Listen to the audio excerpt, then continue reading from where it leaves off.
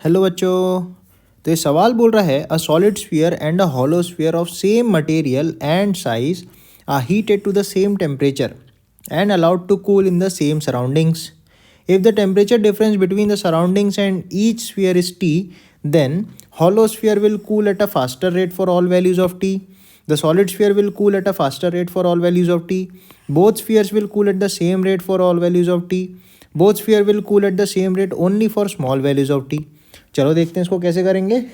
तो जब भी किसी दो स्फीयर्स को हम हीट अप करेंगे, सपोज एक ऐसा सॉलिड स्फीयर है और एक ऐसा हॉलो स्फीयर है, अंदर से खोखला है, ठीक है. तो अपन को डेफिनेटली पता है इसका जो मास होगा, mass of hollow will be less then mass of solid sphere, right. कुछ ऐसा कंडीशन बन रहा होगा, ये सॉलिड है, ठीक है. एक बात तो ये अपन को समझ में आ रही है. अच्छा, दोनों का सरफेस एरिया वगैरह सेम है, उनका मटेरियल भी सेम है और सेम टेम्परेचर तक हीट अप किया, right.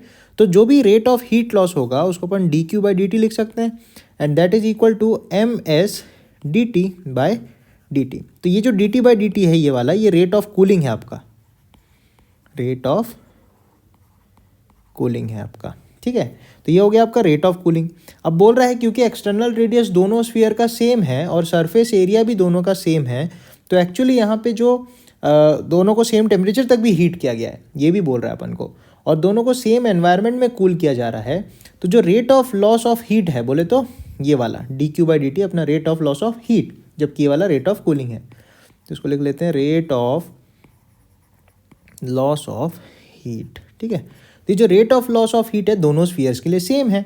Therefore the rate of cooling D t by d T जो होगा उसके बारे में अपन क्या बोल सकते हैं, अगर ये दोनों के लिए सेम है, दोनों के लिए कांस्टेंट है और स्पेसिफिक हीट दोनों का मटेरियल सेम है, तो सेम ही होगा स्पेसिफिक हीट कैपेसिटी.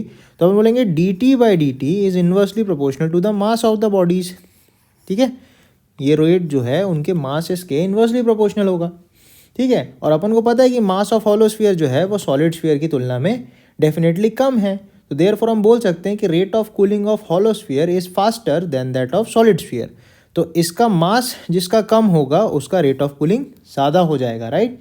तो इसी वजह से बोलेंगे कि इनिशियली टी टेम्परेचर पे वो बहुत ही तेज़ बराबर रेट से कूल होते रहेंगे. Both spheres will cool at the same rate for all values of T, ठीक है. लेकिन समय के साथ जैसे हम देखेंगे आगे जाते जाते टेम्परेचर जो रेट ऑफ कूलिंग है वो मास पे भी निर्भर करेगा.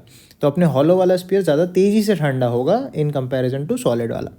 तो जो सी ऑप्शन है वो इसका बेस्ट आंसर हो जाएगा. Both sphere will cool at the same rate for all values of t initial conditions में, राइट. तो correct answer is option C.